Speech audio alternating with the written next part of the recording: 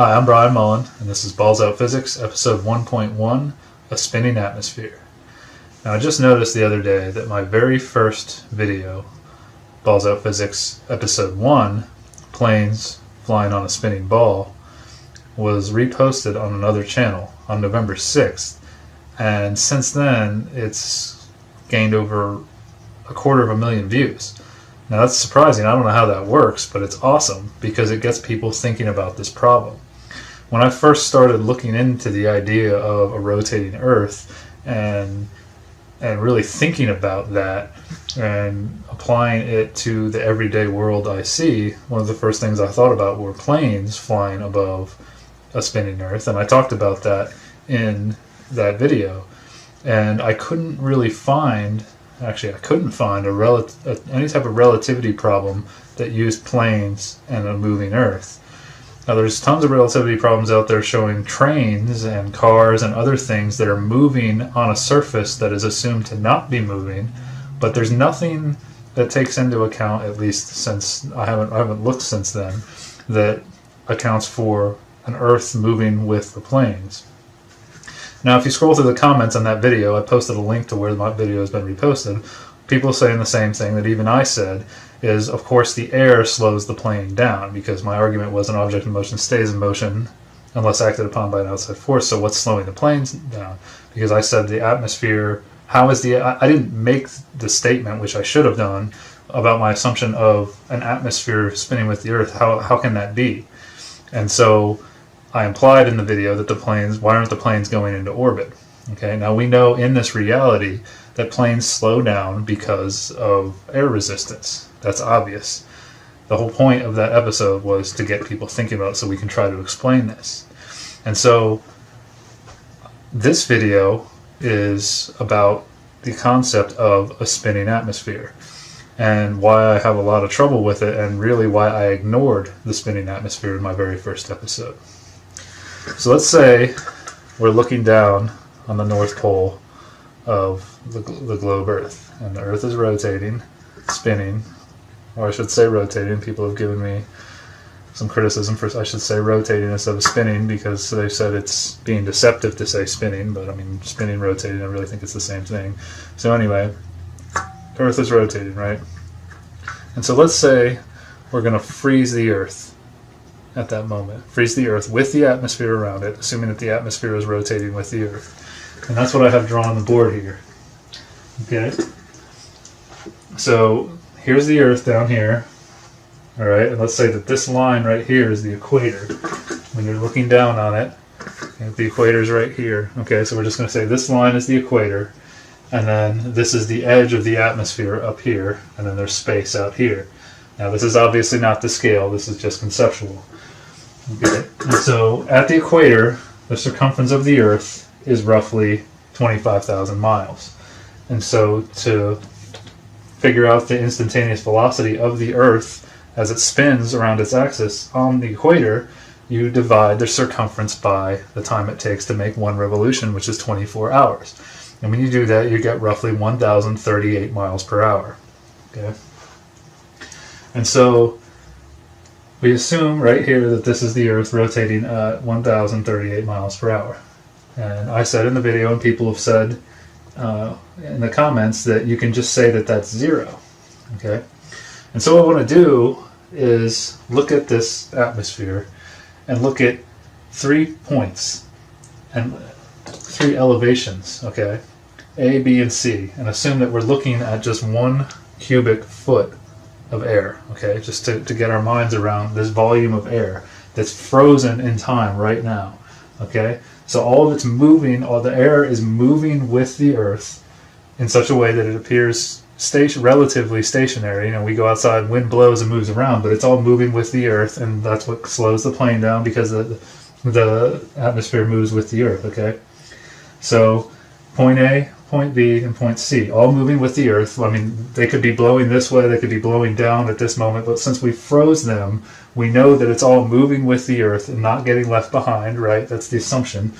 And so we will say at this moment we expect all of these points of air to make one complete revolution and come back to the same spot in 24 hours, right? Because the atmosphere moves with the Earth. The atmosphere never gets left behind.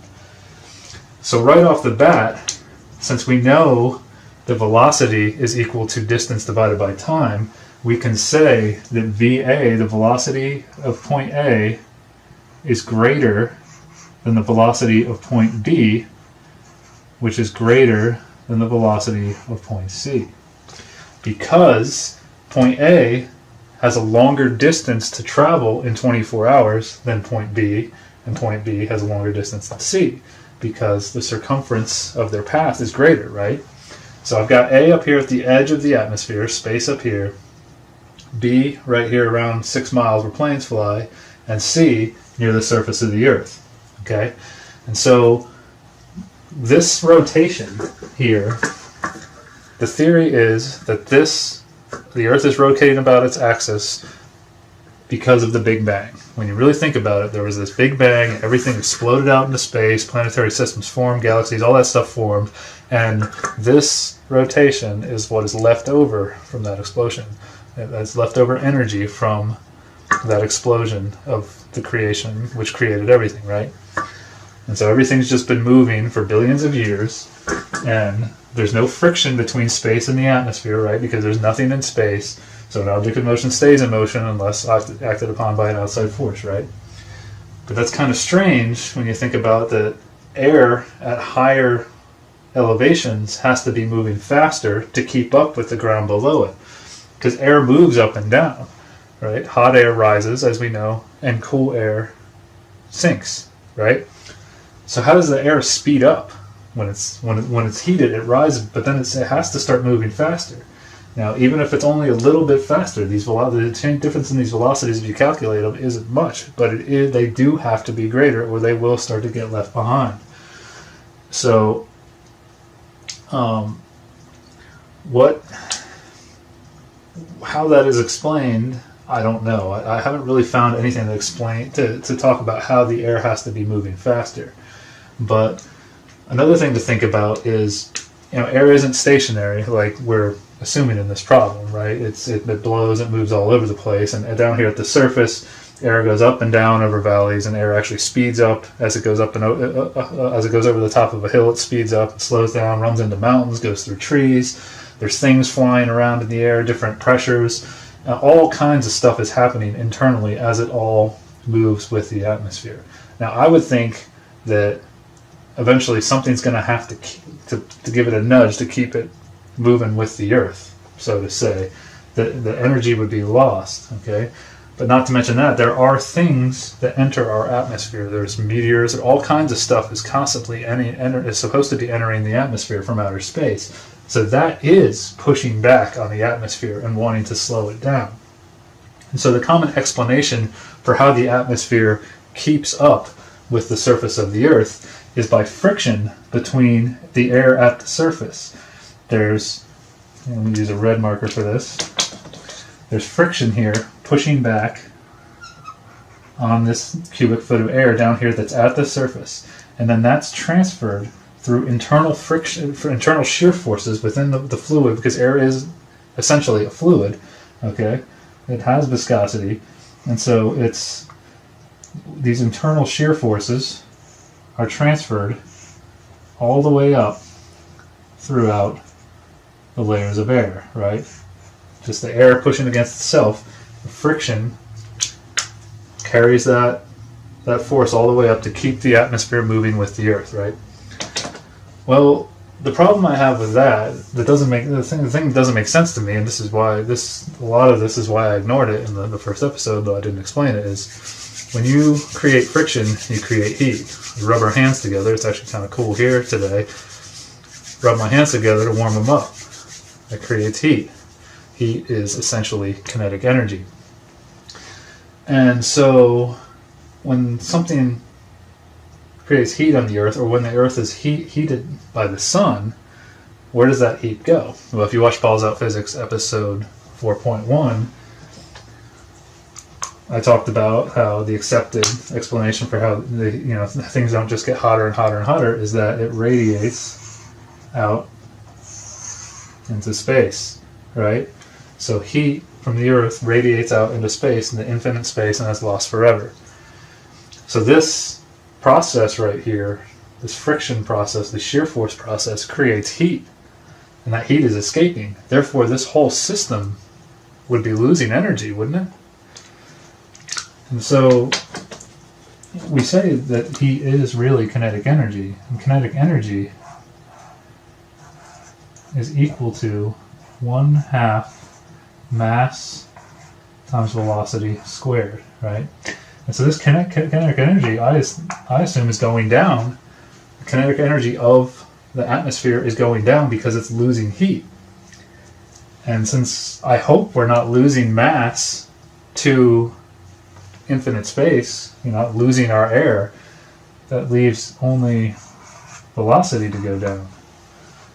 So not only does the speed of the air relative to the surface of the Earth have to increase as you go up in elevation, because the path it has to travel, the length of the path, the circumference, increases. We also have this problem with losing energy. I don't understand how this could work. And that's one thing I've been thinking about. I hadn't really come up with a way to explain it until making this video. So how does this atmosphere keep up with the Earth? And this is why in the very first episode I really was saying, how do planes not go into orbit? Because how does the atmosphere, in a sense, keep up with the Earth? I probably should have made this video first. So that's how I feel about this. Please keep the discussion going. I'm going to post a comment on the repost of my first video saying that I made another video to keep this discussion going, because that's what this is all about. It's just talking about this world.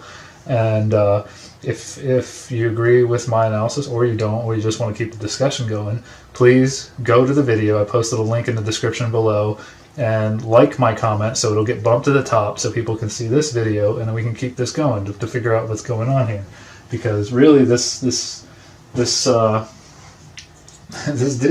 increase in velocity that you have to keep up with the Earth doesn't make sense, and then the heat loss to me.